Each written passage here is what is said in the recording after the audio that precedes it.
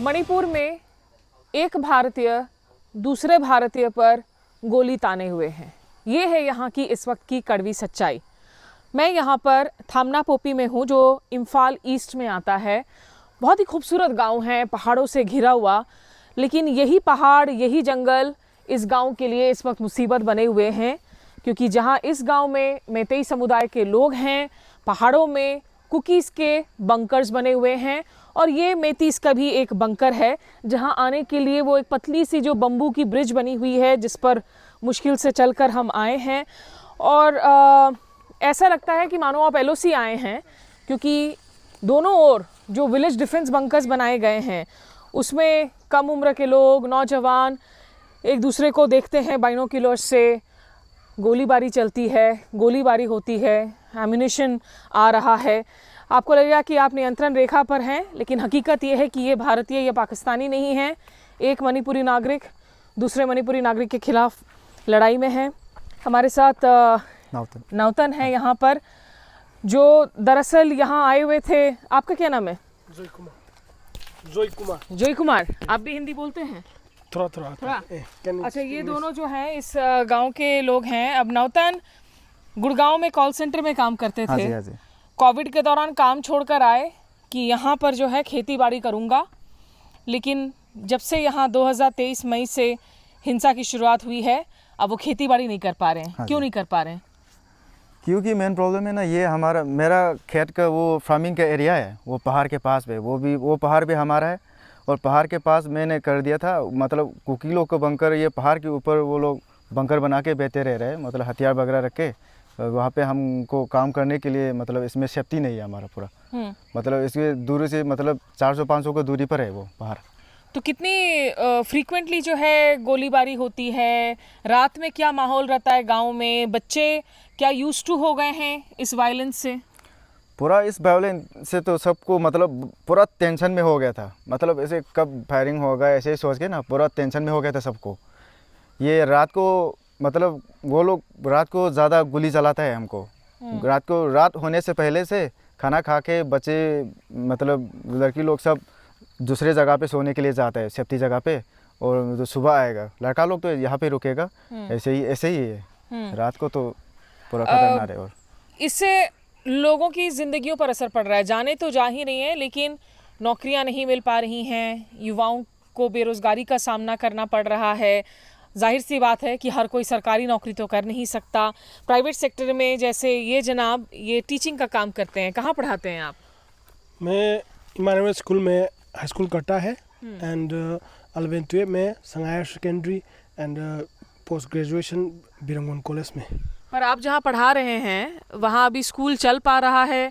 आपको फीस मिलती है, पैसे मिलते हैं for your teaching? I am not getting money for teaching because of this war. We are not able to teach to the student because if this cookie is firing tomorrow, if today is firing cookie, then tomorrow is holiday. That's why we are not able to continue the class because of this war. युद्ध की वजह से जो है लोगों की ज़िंदगियां बिल्कुल पटरी से उतर गई हैं। इन्होंने भी करीब 7 लाख रुपए बचाकर 1 एकड़ ज़मीन खरीदी, उसमें और पैसे खर्च किए, लेकिन बहुत नुकसान का सामना करना पड़ा।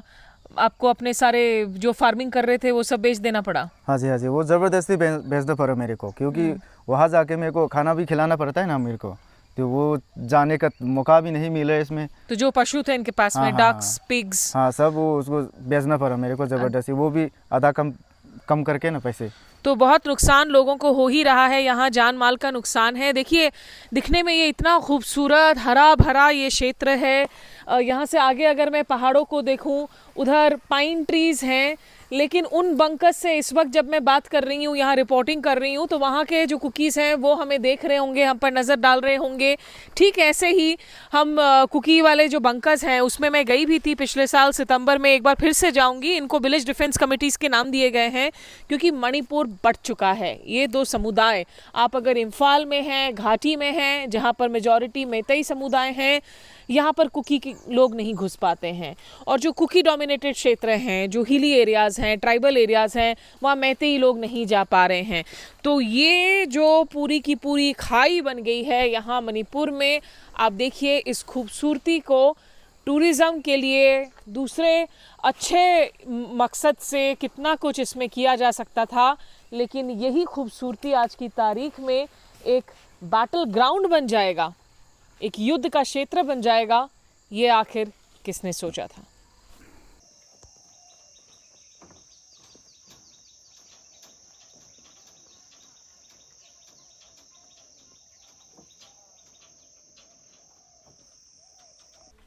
मणिपुर में दर्द ख़त्म होने का नाम नहीं ले रहा और दर्द के ताज़ा निशान हर ओर नज़र आ रहे हैं। वो बहुसंख्यक मैतेई समुदाय हो या फिर जो ट्राइबल समुदाय हैं कुकीज़ के, जहाँ जाते हैं वहीं दर्द, पीड़ा, प्रताड़ना की नई कहानियाँ सुनने को मिल रही हैं। 18 महीनों से ज़्यादा का वक्त हो चुका, लेकिन अब तक जो मौत का सिलसिला है, जो लोगों की जान जाने का सिलसिला है या विस्थापितों का सिलसिला है, वो जारी है।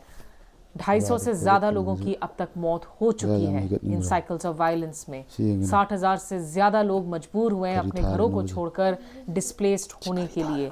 और मैं इस वक्त जिस गांव में मौजूद हूँ, बहुत ही खूबसूरत गांव है ये, पहाड़ियों से घिरा हुआ है, हर तरफ आपको हरियाली नज़र आएगी, नीले आसमान हैं, बादल इसमें आपको नज़र आएंगे, लेकिन इस खूबसूरती के बीच जो दर्द की कराहना है वो सुनाई दे रही है, क्योंकि हम यहाँ पर मौजूद हैं बिष्णुपुर के साइतोन वाथालम्बी में। ये करीब 50 किलोमीटर दूर है राजधानी इम्फाल से। और चूड़ा चांदपुर, ये जो पहाड़ियाँ आपको नज़र आ रही हैं, जो हिली डोमिनेटेड एरियाज़ हैं, चूड़ा चांदपुर जहाँ पर कुकीज़ रहते हैं और मैती के लोग जो हैं वो चूड़ा चांदपुर नहीं जा पा रहे हैं, वहाँ के लोग इम्फाल नहीं आ पा रहे हैं। यहाँ के एक परिवार से हमने मुलाकात की। ये शख्स जो मेरे पीछे बैठे हैं, ये दरअसल किसान हैं। 3 छोटे छोटे बच्चे हैं, 3 साल की बच्ची उनके गोद में बैठी है, 12 साल की उनकी बड़ी बिटिया है, 8 साल का ये उनका छोटा सा बेटा है। और इन्होंने अपनी पत्नी को खो दिया 9 नवंबर को, जब वो यहीं उनके खेतों में काम कर रही थी। और पहाड़ियों से, चूड़ा चांदपुर 7 किलोमीटर दूर है, तो पहाड़ियाँ और नज़दीक है। इनका कहना है कि वहाँ से स्नाइपर लगी उनकी पत्नी को, जिससे उनकी मौत हुई। मातम अभी तक घर में पसरा हुआ है। रिश्तेदार अपने आंसुओं को बहुत मुश्किल तरीके से छुपाने की कोशिश करते हैं, लेकिन रह कर कोई ना कोई टूट जाता है। तो हम इनके जो कुछ बातें हैं, सुपम दयानंदा मैतेई 33 साल के हैं ये, इनकी पत्नी 31 साल की थी, उनकी बातों को भी सुना देते हैं आपको। असिगी पोस्टदा आइगी नुपीदो लौ सुरगा लैबने, लौ सुरगा लैब मतमदा आइगी इनाव नुपागी लौ सुबो यावबो चपने, अबदा फबुन खोंगमी मतमदा फबुन पुरी मतमदा नोमैना कापकपने, सिदा पालगा फावदोए नोमैमेउ सिदा यावेको। अदगिदी आइगी चाजिंग इचानुपी अहनगा इचानुपा अहनगदी खांगे, अतोंबा अपिकपसिदी ngasibo mama halakini yana adum ngairaga lay mama do doctor sakib lakande da na hangak paganda ai gi thamoi lego kitang pende adu penda baje ai khatana te na adum khangbu gi wani masida tawiriba ngasi gi laingak mapu jingna khoi gi namta sum miyeng changbadong na tawda changbadong na tawbaje masi ma gi khal asine pat gi penda baje।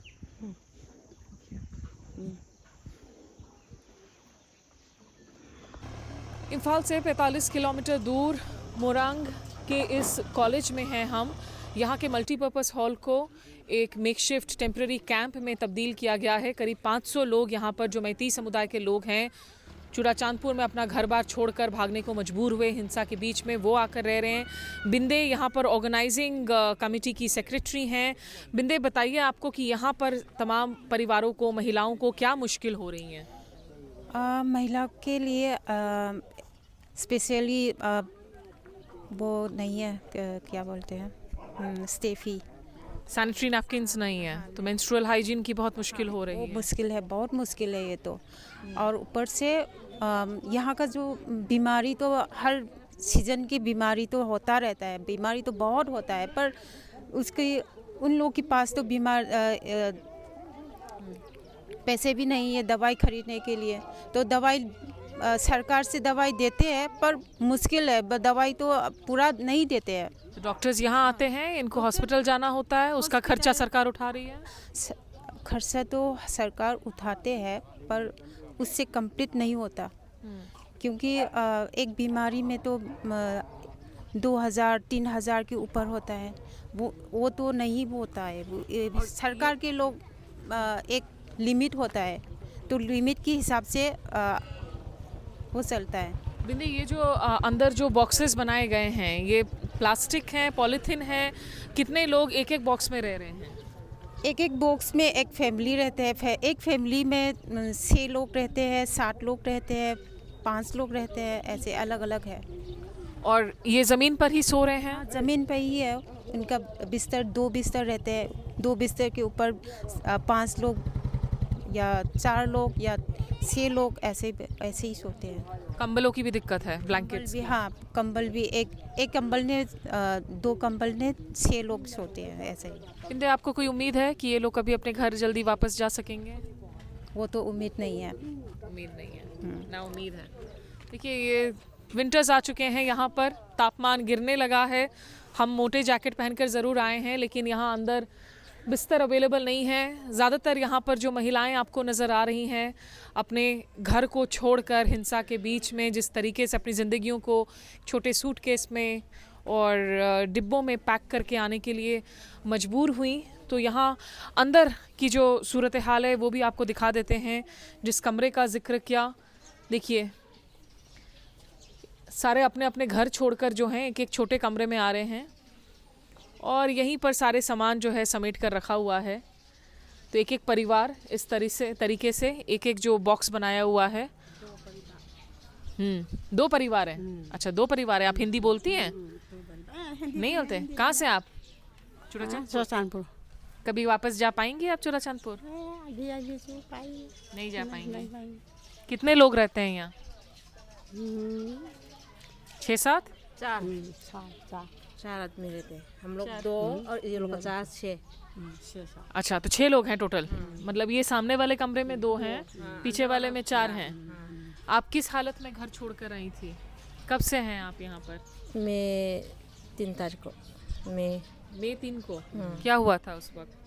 सब जला दिया घर हम लोग का, और बंदूक मार के। ये लोग तो आशा वाला बंदूक पकड़ते हैं, हम लोग तो हाथ में बंदूक भी नहीं है, कुछ नहीं।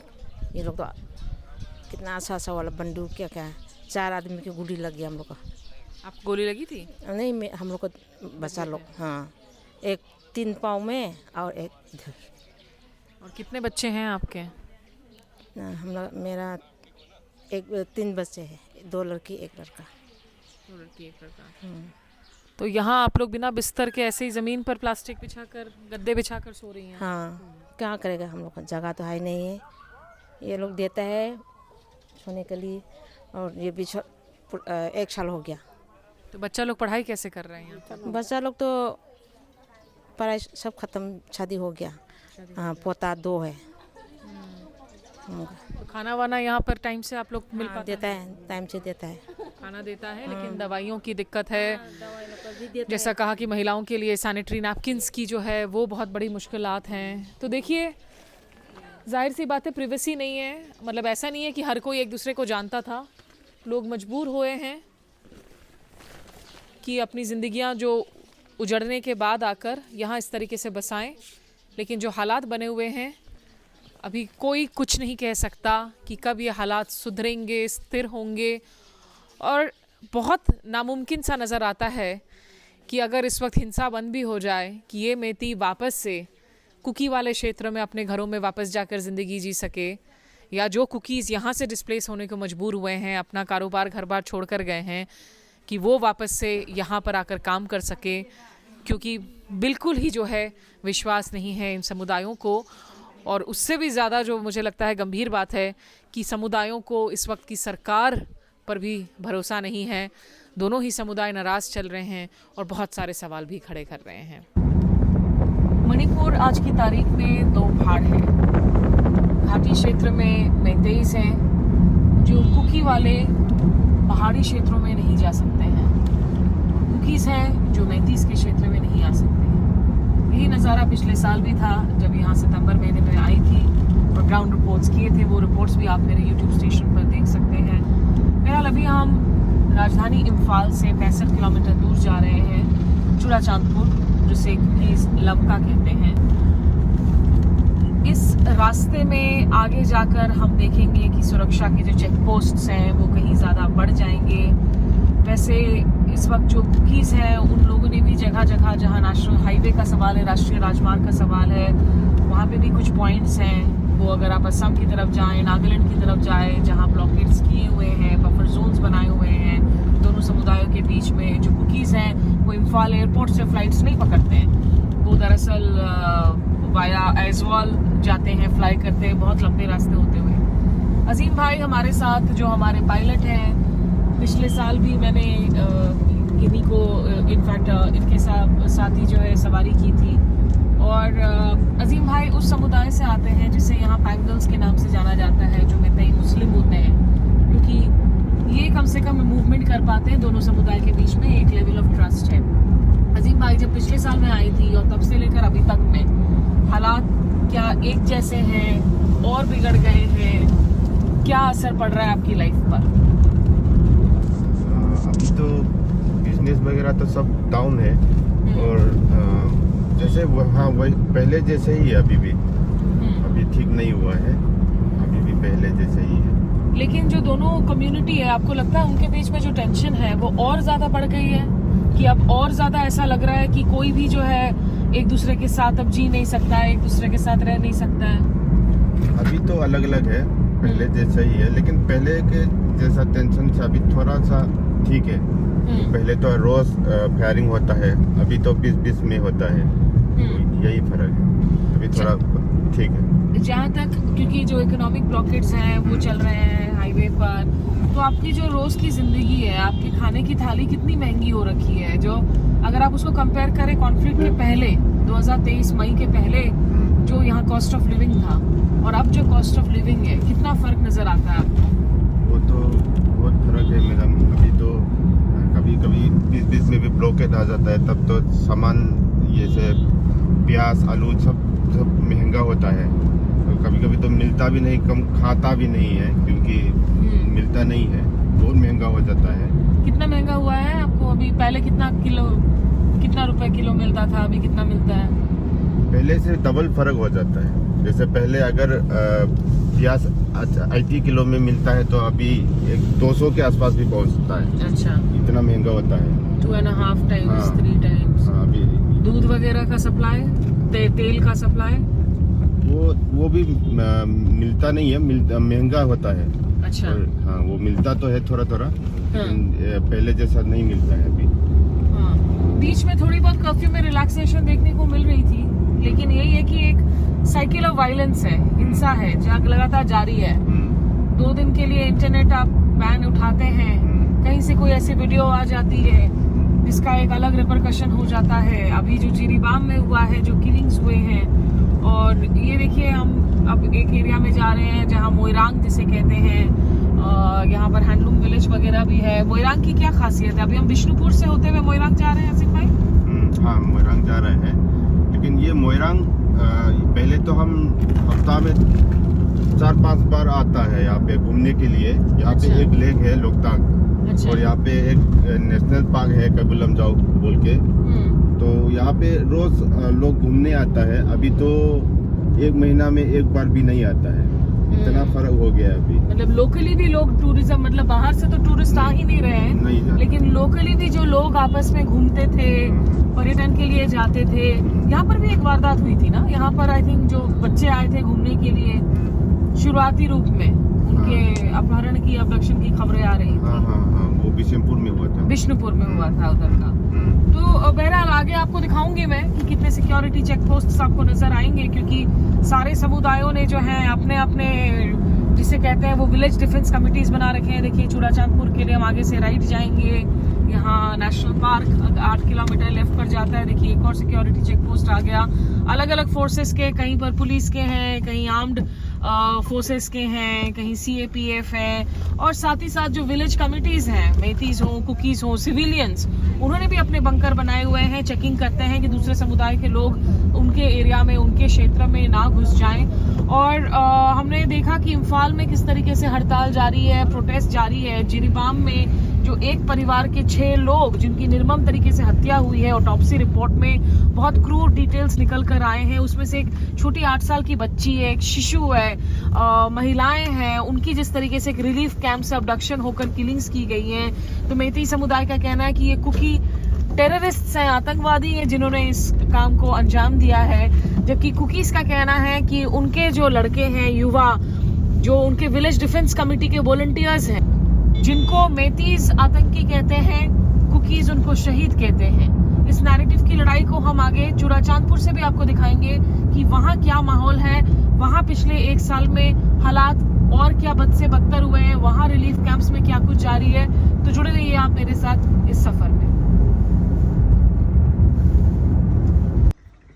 तो इम्फाल से होते हुए अब हम इस पॉइंट पर पहुंच चुके हैं, चूड़ाचांदपुर की ये जो एंट्री पॉइंट है। और यहाँ देखें आप जिस तरीके से ये माउंड्स ऑफ अर्थ बनाए गए हैं, मिट्टी के एक तरीके से बैरिकेड्स हैं, और उसके बाद एक मेन चेक पोस्ट है। ये दरअसल एक सिविलियन बंकर है। यहाँ पे जो आम नागरिक हैं, जो आम लोग हैं कुकीज़ के, वो लोग इसे मैन करते हैं। और यहाँ पर आने वाली गाड़ियों पर चेक रखा जाता है कि कहीं कोई मैतीस इस एरिया में तो एंटर नहीं कर रहा है। इन्हें विलेज डिफेंस कमिटीज़ कहा जाता है। और वैसे इनके बहुत सारे ऐसे चेक पोस्ट्स भी होते हैं। अगर आप पहाड़ों में जाएंगे, जैसा हमने आपको दिखाया था कि मेतीज़ अगर इन पर नज़र रख रहे हैं तो कुकीज़ भी मेतीज़ पर नज़र रख रहे हैं। इनके जो पहाड़ों पर जो चेक पोस्ट्स हैं उसमें बाइनोक्यूलर्स लेकर, आर्म्स एम्यूनेशन लेकर जो है एक दूसरे पर नज़र भी रखते हैं। बीच बीच में फायरिंग भी होती है। और यहाँ पिछले साल और ज़्यादा जब मैं आई थी तो यहाँ पर कांटेदार जो है एंट्री पॉइंट पर बहुत सारे बैरिकेड्स लगाए गए थे। यहाँ से जो भी गाड़ियाँ जाती है उनको यहाँ पहुँचने के पहले हमने करीब 8 चेक पोस्ट क्रॉस किए, जिसमें आर्मी, BSF, CRPF की जो चेक पोस्ट्स हैं उस पर बाकायदा हमें अपनी एंट्री करवानी पड़ी कि हम किस प्रेस से आ रहे हैं, कहाँ से आ रहे हैं, क्या मकसद है, कहाँ जा रहे हैं, क्या कुछ शूट करेंगे। तो आर्म्ड फोर्सेस के तो अपनी चेक पोस्ट्स हैं ही, लेकिन समुदायों में इस वक्त इतना मिसट्रस्ट है कि एरियाज़ में घुसने के पहले आपको इन सिविलियन चेक पोस्ट से भी होकर गुजरना पड़ता है।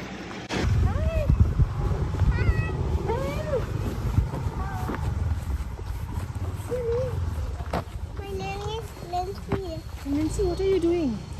I'm friends. Are you fighting with her? You're fighting? Are you a boxer? Huh? What are you girls playing? What are you girls playing? Kit Kit. Kit Kit. Look at you. You're the quiet one.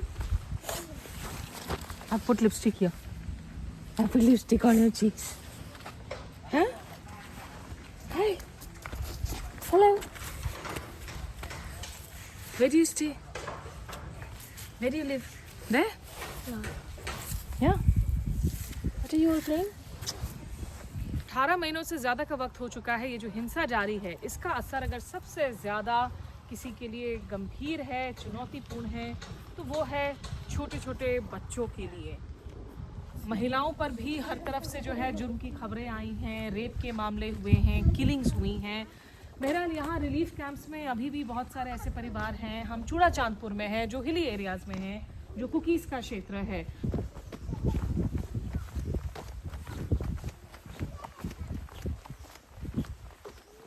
मुआल Vaiphei relief centre है। ये थोड़ी सी ऊंची क्षेत्र में है, पहाड़ियों में है।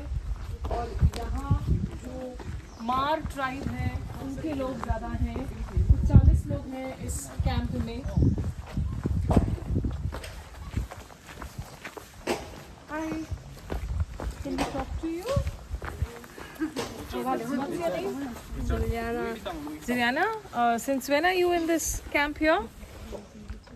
Since May? Since last year? Huh?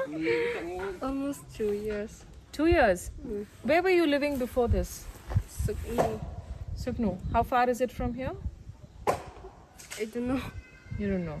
So why did you have to come here? Why did you leave Sugnu and come here? Because we live and we lost our home and we lost our livelihood support system. So what were your parents doing? What do they do? They're farmers. They're farmers. So you've left your home, your farm land, everything there? And which class are you in right now? 7. 7th class 7 की बच्ची है ये, लेकिन यहाँ से काफ़ी दूर सुगनू इलाके में से वहाँ डिस्प्लेस होकर यहाँ इस कैंप में रह रही हैं। मई 2023 की हिंसा की वजह से इनकी जो खेती की ज़मीन है परिवार का और जो घर है वो उनको छोड़ना पड़ा था। Do you think you can go back to your home sometime soon? No. You can't. You miss home? Yes. अपने ज़िंदगी को एक सूटकेस एक बॉक्स में पैक करके कहीं और मूव करना किसी के लिए भी कभी भी दुनिया भर में आसान नहीं होता है, लेकिन इन्हें उम्मीद नहीं है कि अपने घर शायद वापस लौट पाएंगी। Hi, what's your name? Richard. Richard? Which class are you in? 9. Class 9. And where are you from? Sugnu. Sugnur itself. How far is Sugnur from here? I don't know exactly. So when did you leave your home and why did you leave your home? Because the Meitei burned our house Hmm? and they burned our villages. You know how living in a relief camp like this, how difficult is it? It's quite difficult. We cannot study properly, and because we were thinking about our daily lifetime in the Sugnu area side. Hmm. How different is it? It is very different because in our village we stay family by family in a single house. Now we stay together. It's quite difficult. So how many people in one room here? Around 4 or 5, sometimes 2 family. Hmm. They stay together. What about food? What about the other, issues? Food is not quite proper, Hmm. and always time we eat dal. Dal. Hmm. So you miss home? Yes, I miss my home, my village, my hometown. I miss my home very much. Do you think you can go back? I don't think, Why? because if there is Kukilan, we may go back. Did you have Methi friends before the conflict? No, Never? And you can't think of Methis as friends ever? जाहिर सी बात है, ये लोग displace होने के पहले अपने अपने घरों में रहते थे, मकानों में रहते थे, उनकी ज़िंदगी में कुछ सुविधाएं थी। यहाँ एक कमरे में बहुत सारे लोग रहते हैं। आइए आपको अंदर का भी हम दृश्य दिखाते हैं।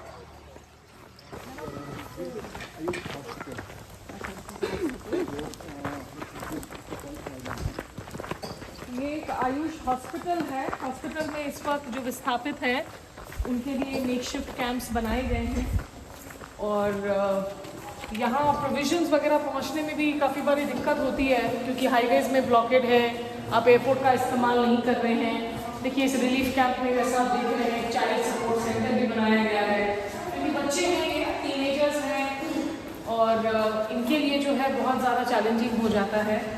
तो अंदर कमरे में जो है, आइए आपको दिखाते हैं स्थिति।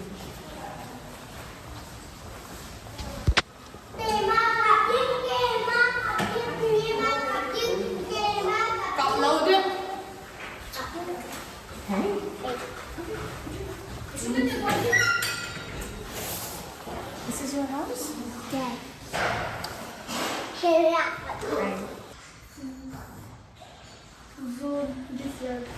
This year June? Okay. Was there fresh violence? You're also from where's your house? Sugnu. What's here? What are you eating? Chips? Teeth.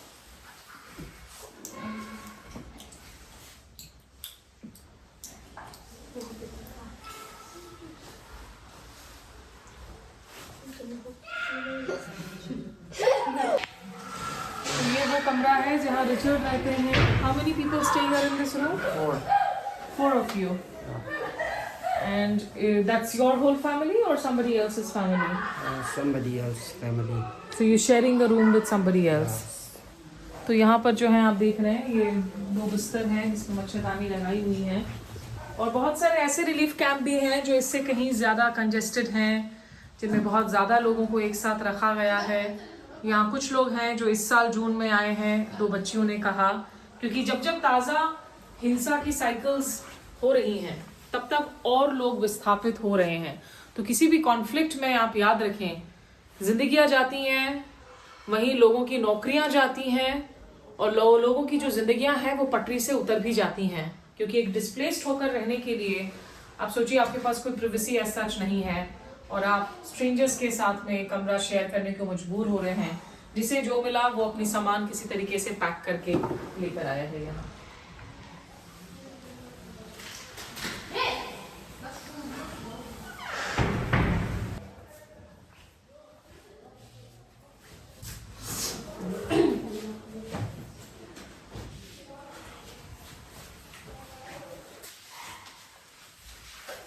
What's your name?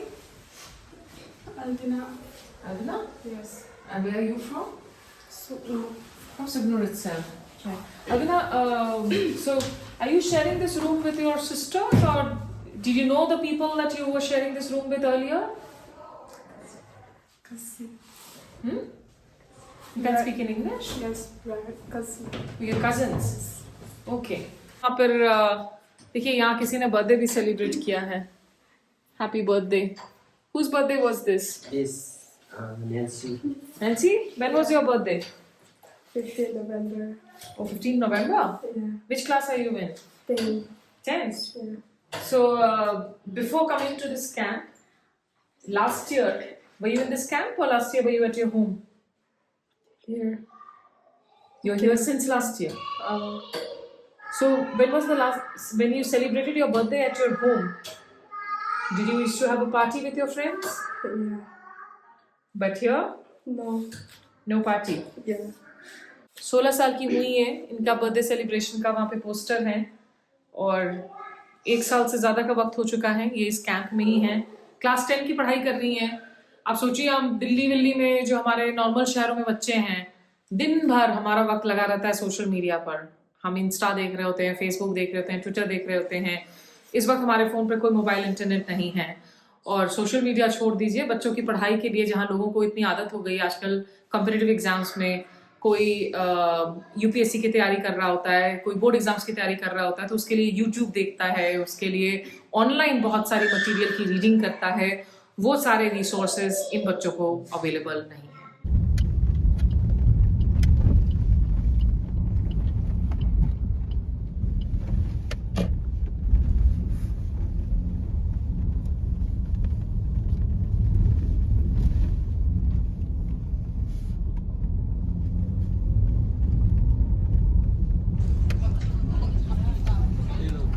Manipur की राजधानी इम्फाल से 65 किलोमीटर दूर चूड़ाचांदपुर आए हैं। यहाँ जो डोमिनेंट कुकी ट्राइब्स हैं वो इसे लमका कहते हैं और यहाँ आप देखेंगे बहुत सारे युवा जो बैठे हुए हैं, बुजुर्ग भी बैठे हुए हैं।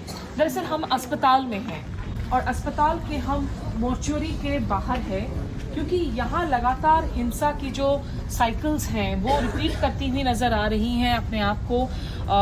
मई 2023 में जब यहाँ के मेजॉरिटी मैतीस और जो हिल ट्राइब्स हैं कुकीज़ के बीच में जब से जो लड़ाई की शुरुआत हुई वो थमने का नाम नहीं ले रही है। और अभी कुछ दिनों पहले जो खबर आई कि 11 नवंबर को एक सीआरपीएफ की इनकाउंटर में 10 युवाओं की मौत हुई हैं। उनके पोस्टर्स यहाँ पर लगे हुए हैं। इन युवाओं को जो यहाँ राज्य की सरकार है, बीरेन्द्र सिंह मुख्यमंत्री हैं, बीजेपी के नेता हैं, केंद्र में भी बीजेपी की सरकार है, सरकार कहती है कि ये दरअसल आतंकी हैं, ये मिलिटेंट्स हैं। लेकिन यहाँ आप देखेंगे इस मॉर्ग के बाहर महिलाएं, बुजुर्ग, पुरुष जो बैठे हुए हैं, क्योंकि इनकी प्रथा है, इनकी कस्टम है कि जो मारे गए लोग हैं जब तक उनका अंतिम संस्कार नहीं होता तब तक आप अपने अपनों को अकेला नहीं छोड़ सकते हैं। और अभी चूंकि इनकी ऑटोप्सी हुई है, ऑटोप्सी रिपोर्ट आई नहीं है, इनके जो पार्थिव शरीर हैं वो परिवार वालों को अभी तक नहीं थमाए गए हैं। एक बुजुर्ग शख्स से हम यहाँ पर बात करते हैं। क्या नाम है आपका? मेरा नाम है सीकेजो जी। ये 16 नवंबर से आप लोग यहाँ पर बैठे हुए हैं। हाँ। क्या यहाँ लगातार लोग बैठे रहते हैं? अलग अलग गांव से आते हैं, क्यों बैठ रहे हैं बताइए? बेटा इसलिए कि हम लोगों का जो 10 आदमी है उसको जो है मिलिटेंट का समझकर मारा है, इसलिए उनका मरा हुआ डेड बॉडी को जब तक हमको अलग से सेपरेट एडमिनिस्ट्रेशन नहीं मिलने तक हम लोग यहाँ बैठते रहेंगे। और सेपरेट एडमिनिस्ट्रेशन तक, या जो बॉडी मिल जाएगी उनकी बेरियल के बाद आप लोग यहाँ से जाएंगे? बॉडी तो अभी यहाँ में रखा हुआ है, उसका दुख है हम लोग, इसलिए जब तक फैसला नहीं होने तक जो है उसका जब फैसला हो जाएगा तो डेड बॉडी को भी हम लोग ने उसको अंतिम संस्कार बनाएंगे। इस क्षेत्र में आपको ये भी बता दें कि एक कॉफिन मार्च भी निकाला गया था, एक सिंबॉलिक कॉफिन मार्च, जब इनकी हत्या की खबर आई थी, जहां खाली कॉफिन लेकर लोगों ने जो है मार्च किया था। इनको मिलिटेंट्स बता रहे हैं, स्टेट गवर्नमेंट कह रहे हैं कि ये आर्म्ड थे, एम्यूनेशन इस्तेमाल कर रहे थे। आपका क्या कहना है इन लड़कों के बारे में? इनको जो है मिलिटेंट नहीं है, असली में गांव को देखभाल करने वाला वॉलंटियर है, तो वो मिलिटेंट नहीं है हम लोग की तरफ से। वो जो है गांव का संभालने की देखभाल करने के लिए रखा हुआ जवान है। और क्योंकि जिरीबाम में एक और वाकया हुआ है जिसमें एक परिवार के 6 लोग मारे गए हैं, उसमें बच्ची भी है, शिशु भी है, वो मैती परिवार था रिलीफ कैंप से। ये जो साइकिल ऑफ वायलेंस है और उसके लिए कुकीज़ को ब्लेम किया जा रहा है कि कुकीज़ ने उनकी हत्या की है, ये साइकिल ऑफ वायलेंस कैसे रुकेगा सर? उसके बारे में तो ऐसा है, जब आदमी को खून का खून बोला जाए तो अगर उन लोग ने ऐसा करने के बाद तो हम लोग में भी उनको गुस्सा करके बनाया है उनको, इसलिए में। हिंसा कैसे रुकेगी राज्य में? आपको लगता है शांति मुमकिन है, शांति कायम हो पाएगा मणिपुर में? शांति तो मणिपुर में होना है तो हमको अलग सेपरेट एडमिनिस्ट्रेशन या तो यूटी देगा तो भी तो शांति हो सकता है। तो जो हिल ट्राइब्स हैं उनका कहना है कि जहाँ तक पावर शेयरिंग का सवाल है, उसमें जो राजनीतिक गलियारों में पावर्स है वो कुकीज़ के पास नहीं है, वो मैतीस के पास हैं। अपनी आइडेंटिटी के आधार पर सेपरेट एडमिनिस्ट्रेशन की मांग एक कोर डिमांड रही है। इस पूरे के पूरे कॉन्फ्लिक्ट में वो सुलझता हुआ नज़र नहीं आ रहा है। यहाँ बीरेन सिंह की सरकार ने ज़्यादा से ज़्यादा जो है सिक्योरिटी ज़रूर डिप्लॉय की हैं, एक्स्ट्रा एडिशनल कंपनीज़ जो CAPF के हैं उनको भी डिप्लॉय किया गया है। लेकिन बहरहाल यहाँ जो मूड है आप देख सकते हैं कि ये बेहद ही सॉम्बर, गंभीर मूड है। ऐसा नहीं है कि जो मारे गए हैं वो लड़के इनके अपने रिश्तेदार हैं, इनके कोई ब्लड विक्टिम, इनके ब्लड रिलेटिव्स हैं, लेकिन परिवार वाले सारे यूनाइटेड हैं क्योंकि इनका कहना है कि ये इनके आइडेंटिटी को बचाने के लिए जिरीबाम में गए हुए थे, जो यहाँ से 200 किलोमीटर दूर है, असम से सटा हुआ, सिलचर के नज़दीक आता है। और ये भी बात कही जा रही है कि इनके मारे जाने के पहले एक और हादसा हुआ था, उसमें एक कुकी औरत के साथ बहुत क्रूरता की गई थी, निर्मम तरीके से उनको मारा गया था, जिसके बारे में मीडिया यहाँ पर ज़्यादा बात नहीं कर रही है। तो एक चेन जो देखने को मिल रहा है, रिएक्शन, काउंटर रिएक्शन का, वो जारी है। और निश्चित रूप से मणिपुर में इस वक्त शांति की तो कोई नामो निशान की बात नहीं कर सकते हैं, कम से कम हिंसा थमे इसके आसार भी आसानी से नज़र नहीं आ रहे। जो मार ट्राइब के युवा मारे गए हैं 11 नवंबर के उस इंसिडेंट में, उनमें से एक के भाई इस वक्त इस मोर्चुरी में हमारे साथ मौजूद हैं। What's your name and which is your brother? Tell us about him. What was he doing? My name is Jova. This Joseph Lalgidom is my brother. He's 20 years old and he was a construction worker. But Joseph, you stay in Churachandpur. You stay here. Yes. So why was Joseph in Jiribam? What was he doing there? When did he go there? They went to Jiribam a month before the incident to defend our land. But the government says that these young boys are terrorists, that they are not even militants, that they are terrorists. How do you look at this tag, this label? My brother was not a terrorist. He was a construction worker and he was a village volunteer. Did he know how to use guns? Was he trained in using guns? No. Good. So, what are you demanding from the state today? What is your demand? We demand separate administration.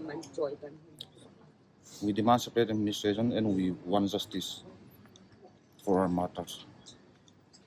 Your mother is in very bad shape.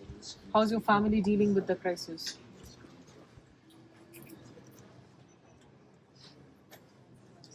My mother is sick. My mother is sick. And it's hard for us to deal with this. कह रहे हैं कि बहुत मुश्किल है परिवार के लिए इस क्षण में, और इनकी माँ की हालत भी बहुत ख़राब है। रो रो कर उनकी चीख पुकार की जो आवाज़ें हैं वो अभी यहाँ पर सुनाई दे रही थी। परिवार वालों का कहना है ये जो लड़के हैं ये दरअसल अपनी अधिकार की लड़ाई लड़ रहे हैं, इनको आतंकवादी कहना सही बात नहीं है। Vijay ji, what do you think is the biggest factor that is at the heart of this ongoing crisis for the past 18 months? Is it really a historical, is it the allegation that the tribals do not enjoy a fair distribution of power sharing, or is this purely a political problem at this point in time? No, we cannot describe or explain the present crisis in that manner, because it's a build-up for the last 40-50 years. Because since Manipur obtained the statehood in 1972, 21st January, so far we have not seen any good chief minister, efficient government, maybe Congress or local party or BJP. Because they have left the administration, they have confined the administration only in the valley. The hill areas were mostly left out. They have their own elected member, they have their share of central budget and all this thing. But another second point is the corruption. So the hill areas, by default of successive state government, it has become a very fertile ground for this lawless these elements.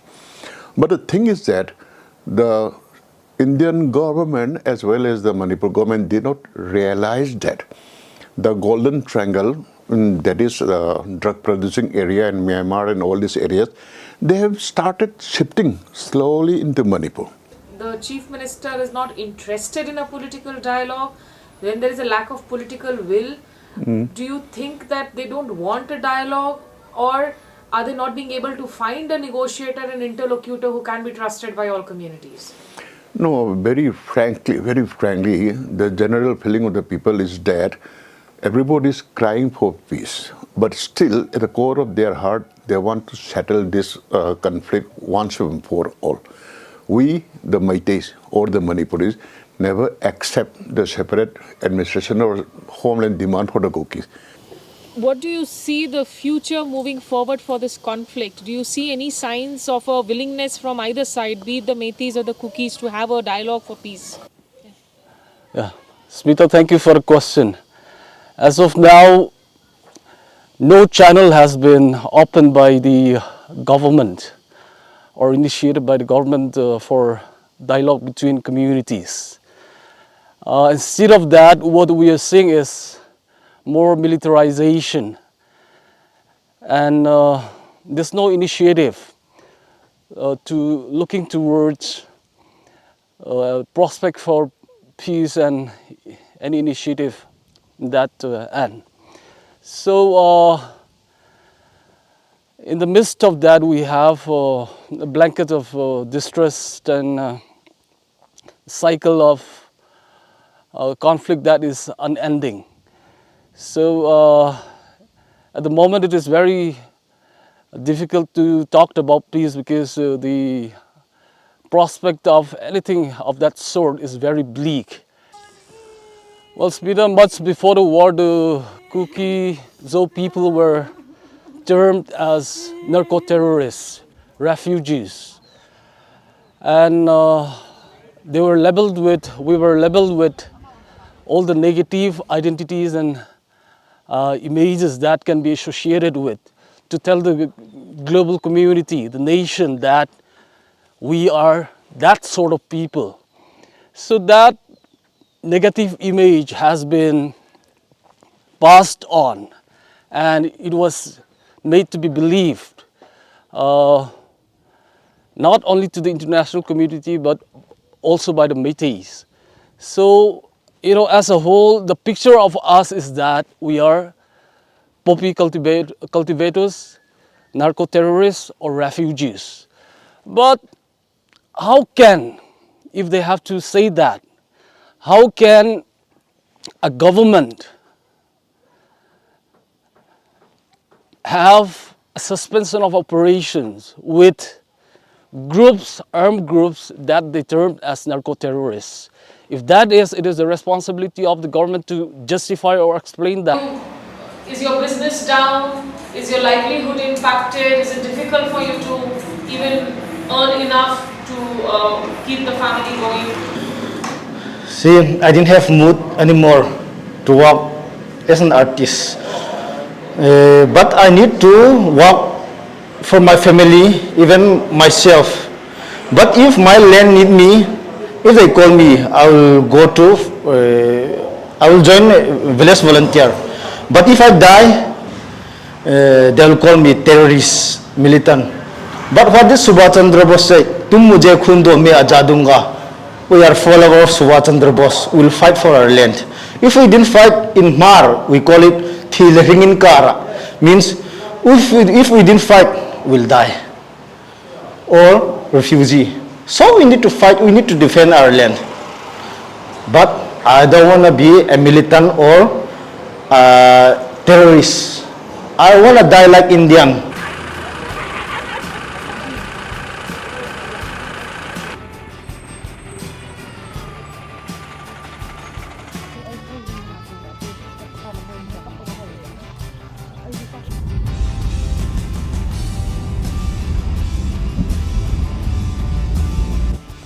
Bureau journalist मेहरबान के साथ मैं स्मिता शर्मा।